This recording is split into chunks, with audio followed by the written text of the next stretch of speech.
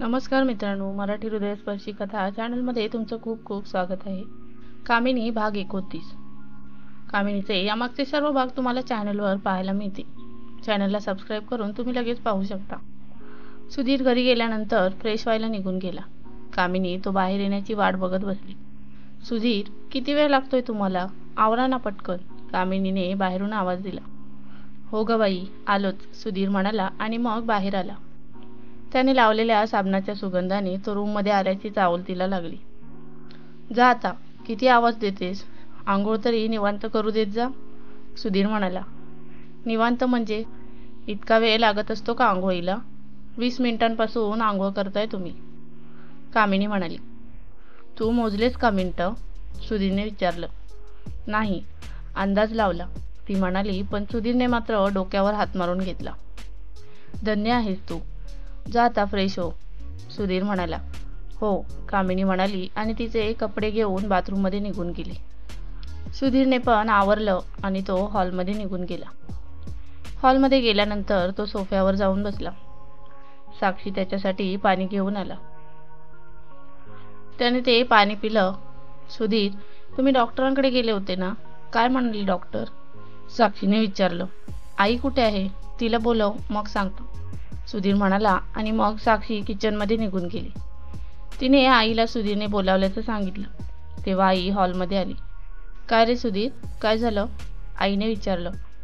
आई, बाबा, आजी, वहिनी, डॉक्टरांनी कामिनीचे डोळे तपासले आणि जुने रिपोर्ट चेक केले.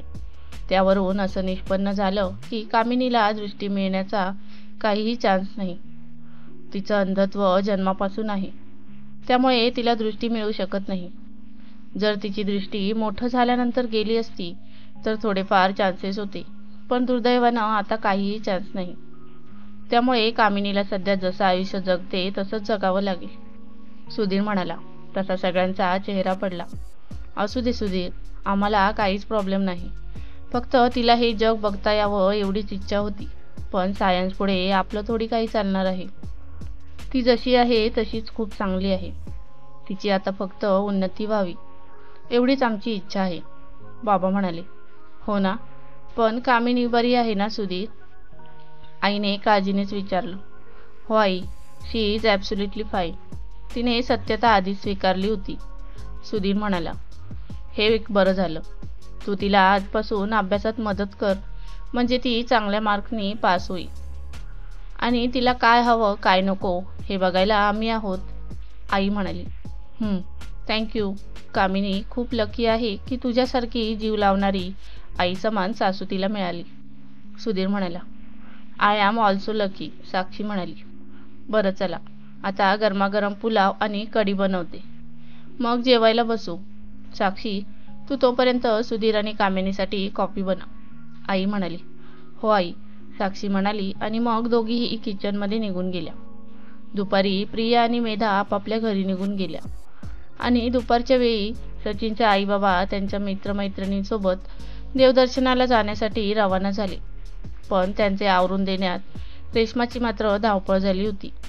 आता संध्याकाळी फक्त दोघांसाठी स्वयंपाक बनवण्याचा खूप कंटाळा आला होता. सचिन नुकताच घरी आला होता. तोही फ्रेश व्हायला निघून गेला. काय करूया, दोघांसाठी स्वयंपाक बनवण्याचा खूप कंटाळा येतोय, ती मनातच बोलली. सचिनला म्हणू का ऑनलाईन ऑर्डर करते मी? नाही नको, त्याला काय वाटेल? पहिल्याच दिवशी हिची नाटकं सुरू झाली. दुसऱ्या क्षणी तिच्या मनी विचार डोकावला. रेश्मा, टॉवेल दे ग, मी घ्यायचा विसरलो, सचिनचा आवाज ऐकू आला. तशी ती भानावर आली आणि म्हणाली, आले आले. मग ती लगेच रूममध्ये गेली. बेडवर टॉवेल ठेवला होता. तिने तो हातात घेतला आणि बाथरूमजवळ जाऊन त्याला आवाज दिला. सचिन, हे घे टॉवेल. त्याने दरवाजा उघडून टॉवेल हातात घेतला आणि दरवाजा बंद केला. किती अनरोमॅन्टिक आहे हा, ती मनातच बोलली आणि तिने ओठतिरपे केले. मग ती बेडवर जाऊन बसली आणि सचिनची वाट पाहू लागली. थोड्या वेळातच सचिन बाहेर आला आणि रेश्माच्या हातात टॉवेल देऊन तिच्यासमोर येऊन बसला. हे काय, तिने विचारलं. केस पुसून दे, तो म्हणाला. तशी ती केस पुसून देऊ लागली. घरात किती शांतता आहे ना आज, तो म्हणाला. ती इतकंच बोलली. जेवायला काय बनवलंस, त्याने विचारलं. अजून तरी काहीच नाही. काय बनवू? तिने विचारलं. काही नको, आपण हॉटेलमध्ये जाऊया, तो म्हणाला. सचिन, 7 वाजले, ती म्हणाली. अगं मग काय झालं, तू आवर पटकन, जाऊया आपण. तसंही असा चान्स परत परत मिळणार नाही, तो म्हणाला. ओके, मी आवरते, तू बाहेर जा, रेश्मा खुश होऊन म्हणाली. अगं माझ्यासमोर चेंज केलं तरी चालेल, तो मिश्किलपणे म्हणाला. शटअप, बाहेर जा गुपचूप, ती म्हणाली. ओके, तू फ्रेश हो, मी तोपर्यंत ड्रेस घालून खाली जातो, सचिन म्हणाला. हो, ती म्हणाली आणि वॉशरूममध्ये निघून गेली. सचिनने टी शर्ट आणि जीन्स घातली आणि मग केस व्यवस्थित सेट करून तो हॉलमध्ये गेला. मग रेश्मा ही छानपैकी रेडी झाली आणि हॉलमध्ये आली. निघायचं, तिने विचारलं. हो चल, तो म्हणाला आणि मग दोघेही घराबाहेर पडले. सचिनने दरवाजाला लॉक लावलं आणि मग दोघेही हॉटेलमध्ये जाण्यासाठी निघाले. रेश्माला आज खूप भारी वाटत होतं, कारण लग्नानंतर पहिल्यांदाच ती दोघं अशी सोबत हॉटेलमध्ये जेवायला चालली होती. सचिन, थँक्यू, ती मागून त्याच्या पोटाला हाताचा वेका घालून म्हणाली. इट्स माय प्लेजर, पण आपण रस्त्यावर आहोत, जरा नीट बस ना, लोक बघतील आपल्याकडे, सचिन म्हणाला. बघू दे की, आता आपण नवरा बायको आहोत, रेश्मा म्हणाली. रेश्मा, ऐक ना बाळा, सचिन म्हणाला. तशी ती मागे सरकून व्यवस्थित बसली. मग सचिन व्यवस्थित बाईक चालवू लागला. थोड्या वेळात दोघेही हॉटेलमध्ये पोहोचले आणि मग हॉटेलमध्ये गेले आणि तिथे एका टेबलवर जाऊन बसले. सचिनने स्टार्टर म्हणून व्हेज मंचुरियन मागवलं आणि जेवणासाठी व्हेज बिर्याणीची ऑर्डर दिली. बोल, काय म्हणत होतीस तू बाईकवर, सचिनने विचारलं. आता का विचारतोय, राहू दे तू, रेश्मा ओठ तिरपे करून म्हणाली. पण तिचा चेहरा बघून त्याला हसू आले.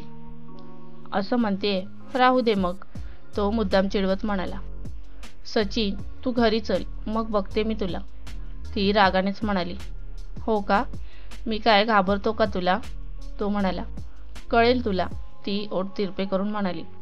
बरं, मी काय म्हणतो, लग्नानंतर आपण पहिल्यांदाच असे हॉटेलमध्ये जेवायला आलो, जरा स्माईल येऊ दे की चेहऱ्यावर, मी छान सेल्फी काढतो, तो म्हणाला.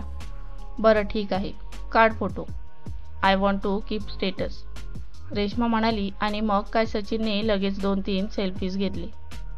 थोड्या वेळाने वेटर व्हेज मंचुरियन घेऊन आला. मग रेश्मा आणि सचिनने खायला सुरुवात केली. भारी आहे रे हे व्हेज मंचुरियन, रेश्मा कौतुकाने म्हणाली. म्हणून तर तुला इथे घेऊन आलो, सचिन डोळे मिचकावत म्हणाला. बरं बरं, तुला डोकं आहे म्हणायचं, रेश्मा म्हणाली. तसा तो गप्प बसला. थोड्या वेळाने वेटर व्हेज बिर्याणी घेऊन आला आणि मग सचिनने ती व्हेज बिर्याणी दोघांच्याही प्लेटमध्ये सर्व केली. मग दोघांनीही खायला सुरुवात केली. दोघेही बिर्याणीचा आस्वाद घेऊ लागले आणि मग बिर्याणी खाऊन संपल्यानंतर सचिनने काउंटरवर बिल पे केलं आणि मग दोघेही तिथून बाहेर पडले आणि घरी जायला निघाले. संध्याकाळी संपूर्ण चिमणे कुटुंबियांनी जेवण केलं आणि आपापल्या रूममध्ये निघून गेले. कामिनीला थोडंसं टेन्शन आलं होतं, कारण जवळपास 1 आठवड्याचा गॅप पडला होता अभ्यासात. सुधीर, मला सगळा स्टडी पूर्ण करता येईल का, खूप टेन्शन आलंय, कामिनी म्हणाली. अगं का नाही होणार पूर्ण, उगाच टेन्शन घेते, हवं तर उद्यापासून पूजाला घरी बोलवत जा, दोघी मिळून अभ्यास करा, मी तिला परत सोडून देत जाईन तिच्या घरी, सुधीर म्हणाला. ओके, मी विचारून बघते तिला, कामिनी म्हणाली. आता आजचा अभ्यास झाला असेल तर झोपशील का, सुधीरने विचारलं. हो, तुम्ही झोपा, मी थोड्या वेळाने झोपते, कामिनी म्हणाली. ओके, गुड नाईट, सुधीर म्हणाला आणि ब्लँकेट अंगावर घेऊन त्याने डोळे मिटले. रेश्मा आणि सचिन घरी पोचले. रेश्मा तर लगेच रूममध्ये गेली आणि फ्रेश झाली. तिने कपडे बदलले आणि तिने बेडवर स्वतःला झोकून दिलं. आता छान वाटतंय, काल खाली झोपून पाठ दुखली माझी, रेश्मा स्वतःशीच बडबडली. तेवढ्यात सचिन रूममध्ये आला. तिला असं बेडवर लेटलेलं पाहून त्याने विचारलं. झोप आली का रेश्मा, ती म्हणाली. मी आलोच, तो म्हणाला आणि बाथरूममध्ये निघून गेला. पण तिला जरा रागच आला आणि ती मनातच बोलली, हा असा का वागतोय, आमचं लग्न झालंय असं अजिबात वाटेना, जरा म्हणून रोमॅन्टिक वागत नाही, याच्या डोक्यात काय शिजतंय. तिला खूप वाईट वाटत होतं. तिने उठून ब्लँकेट अंगावर ओढून घेतलं आणि डोळे मिटले, पण तिला काही झोप लागेना. तिची चुळबुळ सुरू होती. सचिन तिच्या बाजूला येऊन झोपल्याची तिला चाहूल लागली नव्हती, पण ती चुळबुळ का करते हा प्रश्न त्याला पडला. काय ग, काय झाले? झोप येत नाही का? सचिनने विचारलं. तसं तिने तोंडावरचं ब्लँकेट काढलं आणि उठून बसली. काय झालं रेश्मा? त्याने परत एकदा विचारलं.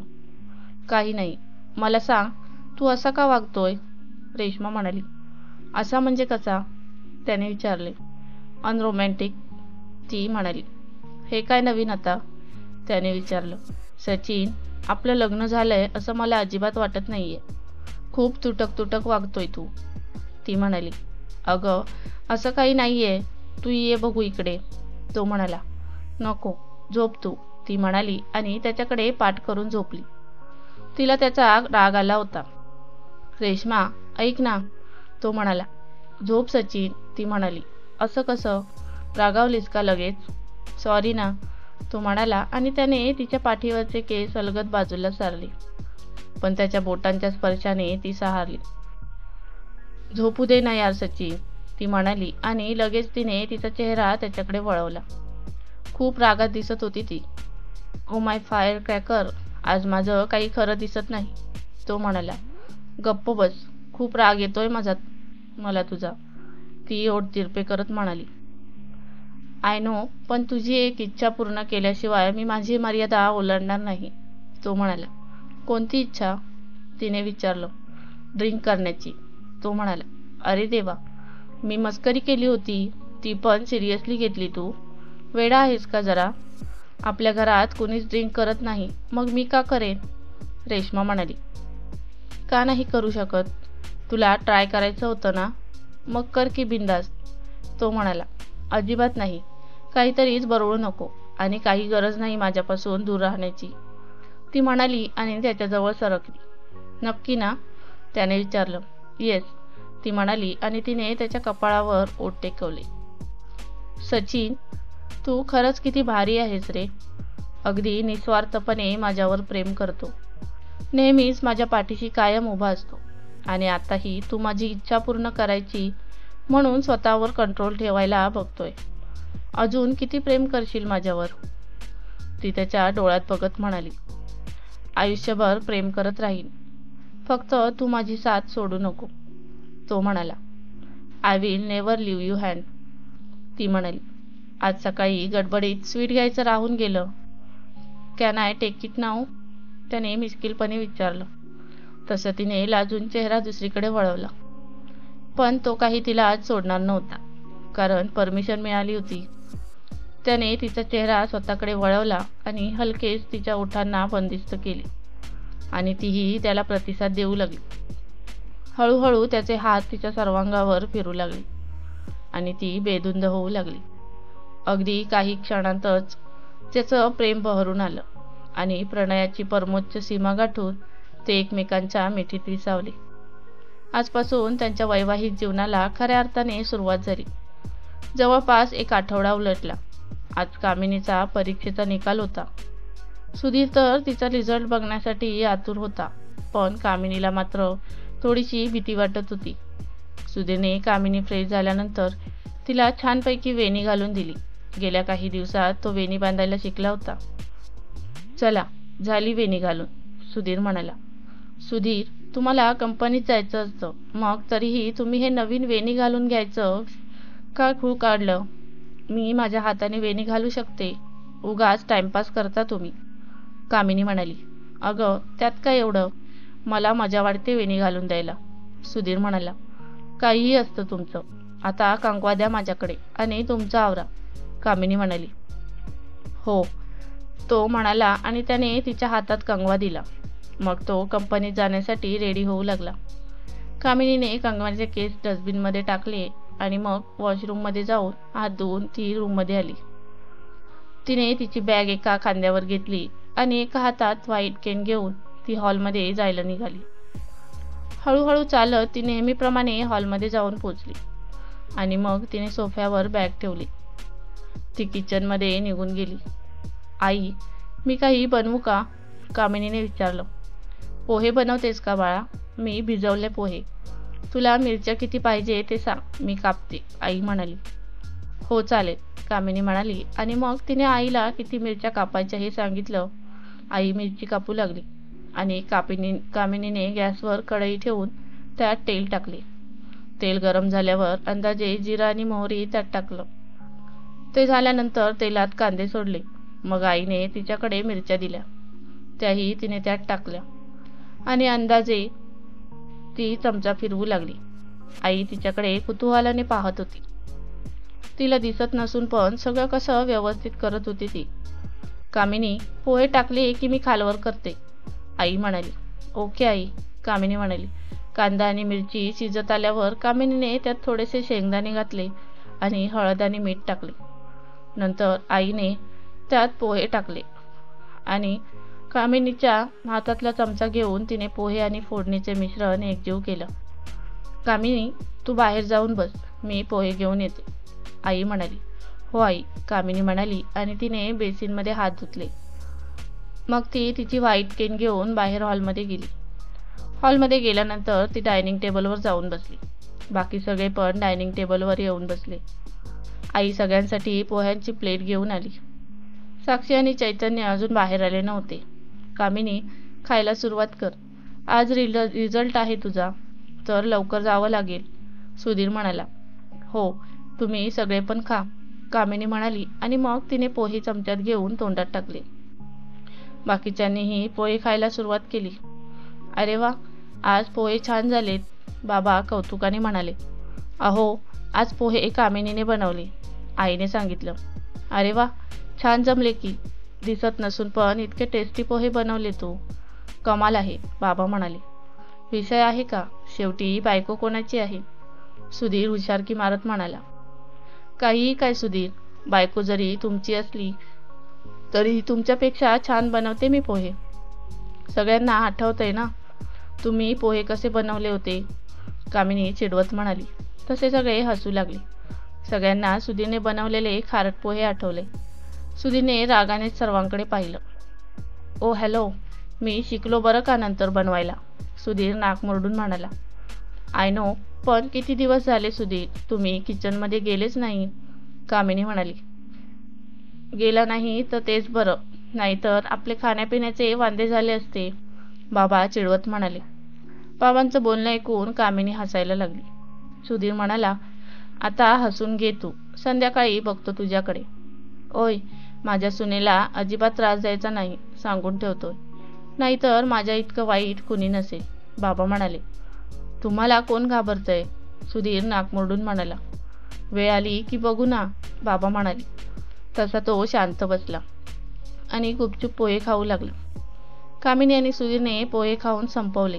नंतर आईबाबांचा आणि आजीचा निरोप घेऊन ते घराबाहेर पडले. सचिन आदल्याच दिवशी युरोपला गेल्याने रेश्माला खूप वाईट वाटत होतं, पण मनात आनंदही होता, त्याची प्रगती होते हे पाहून.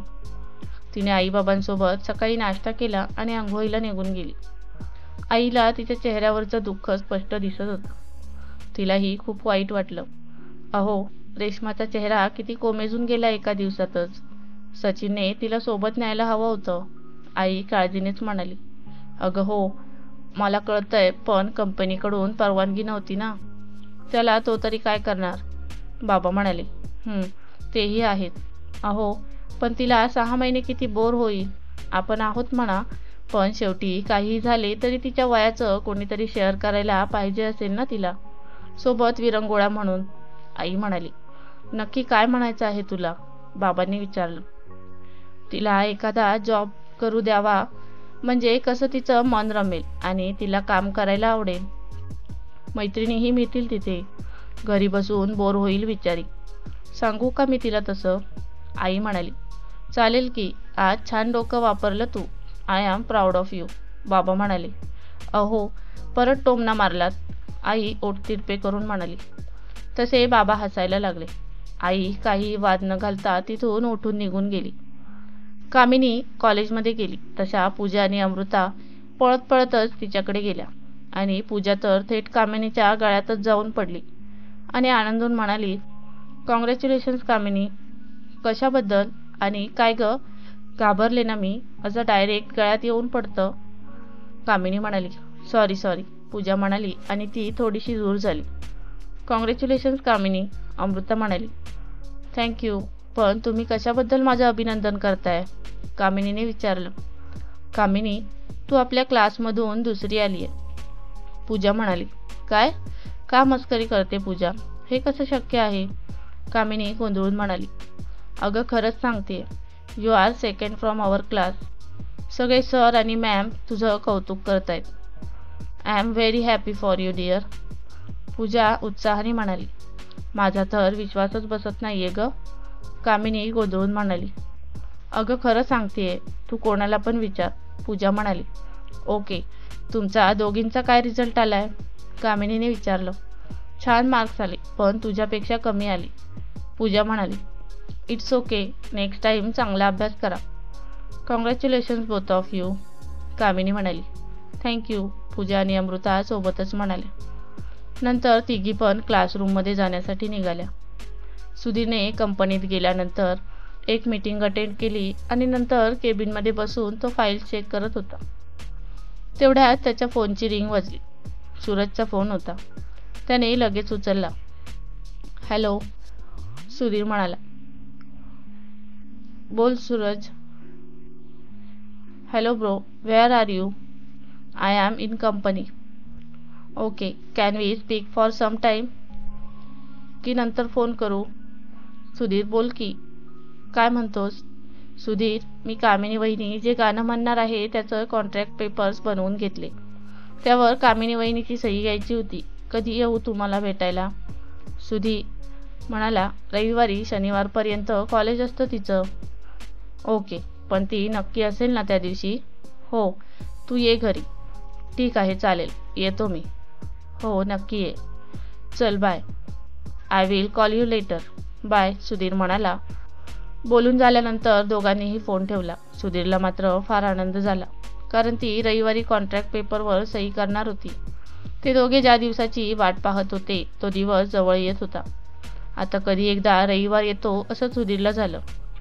क्लासमध्ये सर आल्यानंतर सरांनी प्रथम 3 क्रमांक पटकावलेल्या विद्यार्थ्यांना उभं राहायला सांगितलं.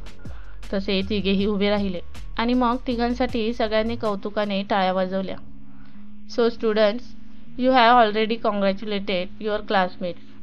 I am happy for these 3 students, but I will appreciate Kamini for her achievement. Tough, she is blind. She studied hard and performed well in the examination. वेळेवर तिच्या रायटरने पेपर लिहून देण्यास नकार दिला, पण तिने तरीही हार मानली नाही. तिच्या पतींना रायटर म्हणून तिने पेपर लिहायला लावला. She is really a hardworking student. I am really proud of her.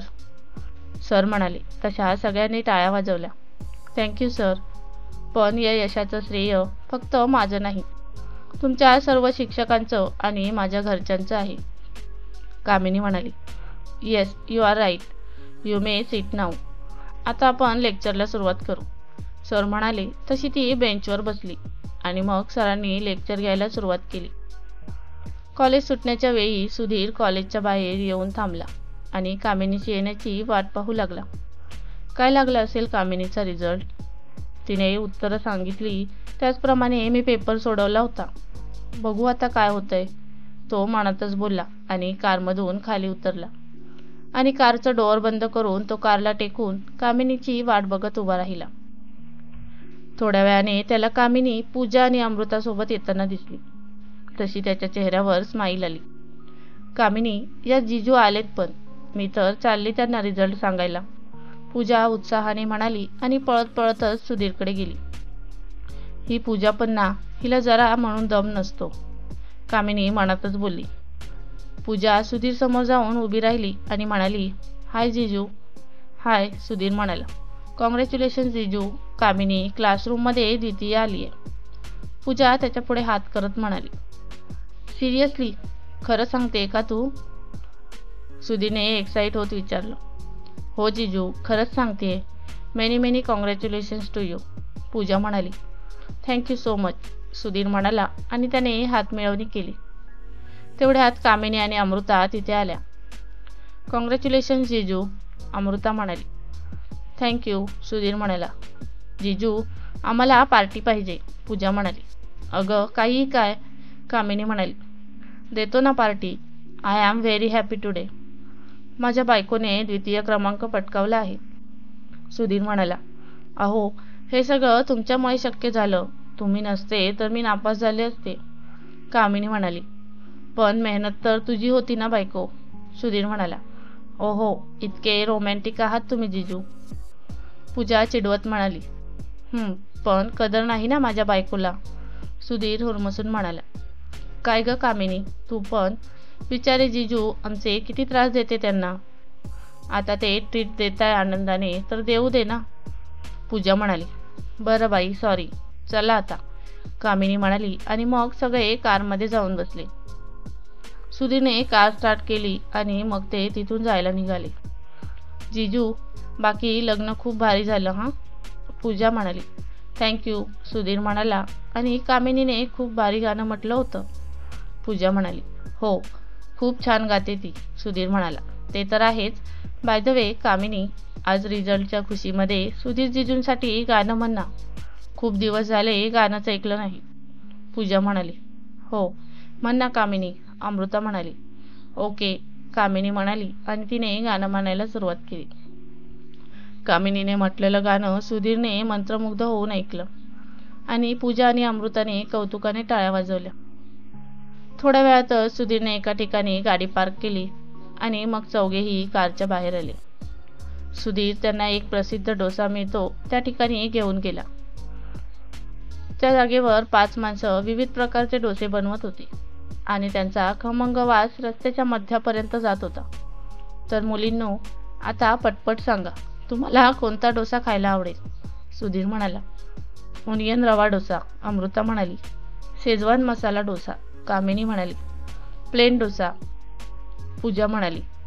सुधीरने तिघांसाठीही order दिली आणि स्वतःसाठी मसाला डोसा मागवला. सगळे डोसा येण्याची वाट पाहू लागले. तोपर्यंत सर्वांच्या गप्पा सुरू होत्याच. थोड्या वेळातच सगळ्यांच्या ऑर्डर्स आल्या आणि सगळ्यांनी खायला सुरुवात केली. अरे हो, तुम्हाला एक गुड न्यूज द्यायची राहिलीच की, सुधीर खाता खाता म्हणाला. काय आहे गुड न्यूज जिजू? मी मावशी होणार आहे का, अमृताने चिडवत विचारलं.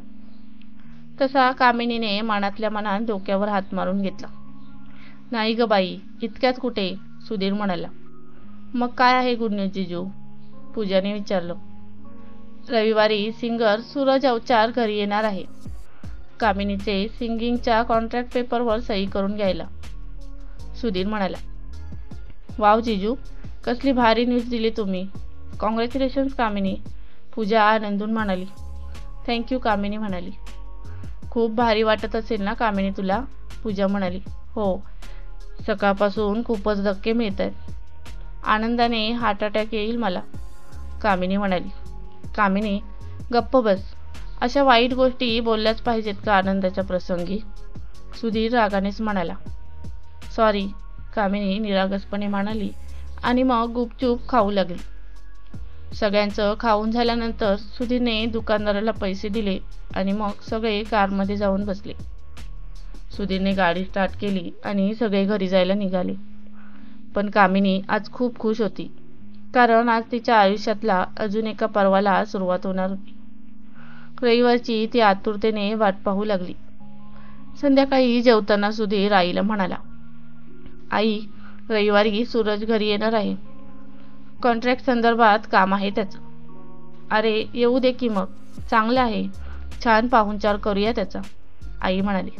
हो ना, कामिनीला त्याने अल्बमसाठी सिंगर म्हणून सिलेक्ट केले. आपण त्याच्यासाठी एवढं तर करूच शकतो, बाबा म्हणाले. सुधीर म्हणाला आणि जेवण करू लागला.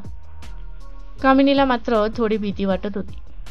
कॉन्ट्रॅक्ट पेपर्सवर सही केल्यानंतर तिला गाण्याचा सराव करावा लागणार होता आणि नंतर गाण्याच्या रेकॉर्डिंगसाठी सुद्धा जावं लागणार होतं.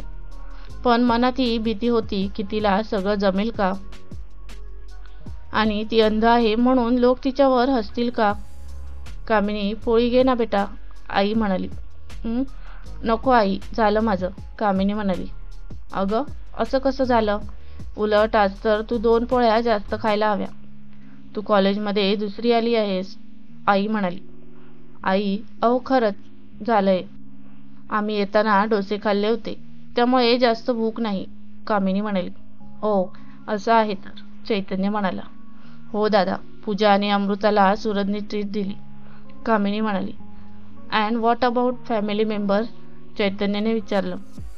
कामिनीचं सॉन्ग रिलीज होईल तेव्हा मी एक पार्टी ऑर्गनाईज करणार आहे, तेव्हा छानपैकी एन्जॉय करू, सुधीर म्हणाला. Oh, that's great. We are early waiting for that day, Chaitanya म्हणाला. नंतर सगळ्यांनी जेवण आटोपलं आणि पुरुष मंडळी आपापल्या रूममध्ये निघून गेली आणि महिला मंडळाने सगळी भांडी किचनमध्ये नेऊन ठेवली. साक्षीने डायनिंग टेबल आणि किचन ओटा साफ केला आणि मग रूममध्ये निघून गेली. आई कामिनीला म्हणाली, कामिनी, अभ्यास व्यवस्थित चालू आहे ना गं? आणि काही प्रॉब्लेम तर नाही आहे ना तुला? नाही आई, सगळं छान सुरू आहे, कामिनी म्हणाली. नक्की ना, आईने विचारलं. हो आई, आणि खरं सांगू का आई, मला या जगातलं बेस्ट सासर मिळालंय. किती छान आहे तिथे सगळे. आम्हा अंध मुलींसाठी मुलगा शोधताना त्या मुलीसाठी तिच्यासारखाच अंध मुलगा जीवनसाथी म्हणून निवडणाऱ्या ती मुलगी स्वतः आणि तिचे आई बाबा प्राधान्य देतात. डोळस व्यक्ती आम्हाला नीट समजून घेऊ शकेल का, याची सतत भीती वाटत राहते. पण माझ्या बाबतीत सगळं उलटं झालंय. मी अंध आहे असं तुम्ही मला कधी भासूच दिलं नाही. सतत माझ्या पाठीशी खंबीरपणे उभे राहता. मला तर कधीच वाटलं नव्हतं की मी 12वी नंतरचं शिक्षण पूर्ण करेन, पण हे सगळं शक्य झाले ते तुम्हा सगळ्यांमुळे. किती जीव लावता तुम्ही मला. तुमच्यासारखी माणसं मला मिळाली आणि मी धन्य झाले, कामिनी आदराने म्हणाली. अगं, असं का म्हणतेस? अंध असली म्हणून काय झालं? तुलाही आमच्यासारखं आयुष्य जगण्याचा अधिकार आहेच ना. एखादी गोष्ट कमी असली की माणूस पूर्णपणे बिनकामाचा होत नाही. आणि तुला सांगू, तुझा आवाज ना खूप गोड आहे आणि मला खात्री आहे तू संगीत क्षेत्रात खूप प्रगती करशील आणि लोकप्रिय गायिकासुद्धा होशील आणि आपल्या घराण्याचे नाव मोठं करशील, आई आत्मविश्वासाने म्हणाली. तुमच्या आशीर्वादाने आणि प्रेमाने तेही शक्य होईल, कामिनी म्हणाली. बरं चल, आता रूममध्ये जा, सुधीर वाट बघत असेल, आई म्हणाली. हो आई, गुड नाईट, कामिनी म्हणाली. गुड नाईट, आई म्हणाली आणि तिथून निघून गेली. कामिनी ही हळूहळू चालत तिच्या रूममध्ये निघून गेली. अरे वा कामिनी, तू आलीस, सुधीर म्हणाला. नाही, माझं भूत आलंय, कामिनी म्हणाली. ओके भूता, ये इकडे लवकर, मला तुला मिठीत घ्यायचंय, सुधीर म्हणाला. तशी कामिनी गालातच हसली आणि हळूहळू चालत बेडजवळ गेली आणि बेडवर जाऊन उशीला टेकून बसली. So Mrs Sudhir, how are you feeling now, सुधीरने विचारलं. Sudhir, I am excited too much for sound recording. पण थोडीशी भीती पण वाटते. लोक हसणार तर नाहीत ना माझ्यावर, कामिनी म्हणाली. अगं, हसतील त्याचे दात दिसतील. तू काय एवढा विचार करते? तू छानपैकी कॉन्ट्रॅक्ट पेपर्सवर सही कर आणि नंतर गाणं म्हणण्याची प्रॅक्टिस कर. I know you will definitely sing a melodious song. मला खात्री आहे तू लोकप्रिय गायिका होशील, सुधीर म्हणाला. बस बस, पुरे झालं कौतुक. उगाच हरभऱ्याच्या झाडावर मला चढवू नका, कामिनी म्हणाली. अगं, मी मनापासून बोलतोय, तो म्हणाला. I know Sudhir, thank you so much. तुम्ही माझा पेपर सोडवला नसता तर मी इतक्या चांगल्या मार्कांनी उत्तीर्ण झालेच नसते, कामिनी म्हणाली. आभार प्रदर्शन छान करतेस तू. आय लाईक इट, सुधीर हसून म्हणाला. हो का, तिने विचारलं. हो, आणि मला तू ही खूप आवडतेस, तो तिला जवळ घेत म्हणाला. ते मला माहीत आहे, ती म्हणाली. I am very happy for you. तू खरंच खूप हुशार आणि मेहनती आहेस. I am proud of your dear, Sudhir म्हणाला. थँक्यू, ती म्हणाली आणि त्याच्या मिठीत शिरली. त्याच्या मिठीत तिला खूप शांत आणि सुरक्षित वाटत होतं. सुधीर, मला एक प्रॉमिस करा, कामिनी म्हणाली. कसलं प्रॉमिस, त्याने विचारलं. तुम्ही माझी साथ कधीच सोडणार नाही आणि कधीच दुसऱ्या मुलीचा विचार करणार नाही, कामिनी म्हणाली. Okay, I promise I will never leave you, Sudhir म्हणाला. नक्की ना, तिने विचारलं. हो ग लाडू, तो तिच्या कपाळावर ओठ टेकवून म्हणाला. अहो, मी कामिनी आहे, लाडू नाही, ते नाक फुगवून म्हणाली. पण लाडूसारखीच गोड आहेस, तो म्हणाला. पुरे आता चावटपणा, झोपा आता, ती दटावत म्हणाली. यात काय आला चावटपणा, तू आहेस गोड तर आहेस, तो म्हणाला. पुरे ना आता, झोप आली मला, मी थकले खूप, ती म्हणाली. ओके झोप, गुड नाईट, तो म्हणाला. गुड नाईट, ती म्हणाली आणि मग दोघेही झोपेच्या अधीन झाले. रेश्माने झोपायच्या वेळी बॉडी लोशन लावलं आणि मग झोपणार तेवढ्यात तिच्या फोनची रिंग वाजली. सचिनचा फोन होता. त्याचं नाव मोबाईल स्क्रीनवर झळकताच ती खूप खुश झाली. तिने लगेच फोन उचलला. हॅलो सचिन, रेश्मा म्हणाली. हॅलो डिअर, झोपली नाहीस का अजून, सचिनने विचारलं. नाही, तुझ्या फोनची वाट बघत होते, ती म्हणाली. अगं झोपायचं की, मी फ्री झाल्यावर तुला फोन करणारच होतो, सचिन म्हणाला. मला सांग, तू कसा आहेस, तब्येत बरी आहे ना तुझी, आणि जेवलास का, तिने प्रश्नांचा भडीमार सुरू केला. किती काळजी वाटत होती तिला त्याची. अगं मी एकदम ठणठणीत आहे आणि माझं जेवण पण झालंय. आईला फोन केला आणि मग तुला केला. तू जेवलीस का, तो म्हणाला. हो, ती म्हणाली. गुड, अजून काय म्हणतेस, त्याने विचारले. काही नाही, आता झोपते, तू काळजी घे, रेश्मा म्हणाली. हो, तू पण काळजी घे, लव यू, सचिन म्हणाला. I love you too, good night, Reshma म्हणाली. झाली, गुड नाईट, सचिन म्हणाला आणि मग दोघांनीही फोन ठेवला. रेश्मा ही अलार्म लावून झोपेच्या अधीन झाली. मित्रांनो, कामिनीचा हा भाग तुम्हाला कसा वाटला कमेंटमध्ये नक्कीच सांगा. आणि आवडला असेल तर व्हिडिओला एक लाईक आणि चॅनलवर नवीन असाल तर सबस्क्राईब करून बेल आयकॉनचे बटन दाबून ऑलवर सेट करा, जेणेकरून नवीन व्हिडिओचे नोटिफिकेशन सर्वात पहिले तुम्हाला मिळेल. कामिनीचा नेक्स्ट पार्टही लवकरच टाकेल. तोपर्यंत चॅनलला सबस्क्राईब करून धन्यवाद.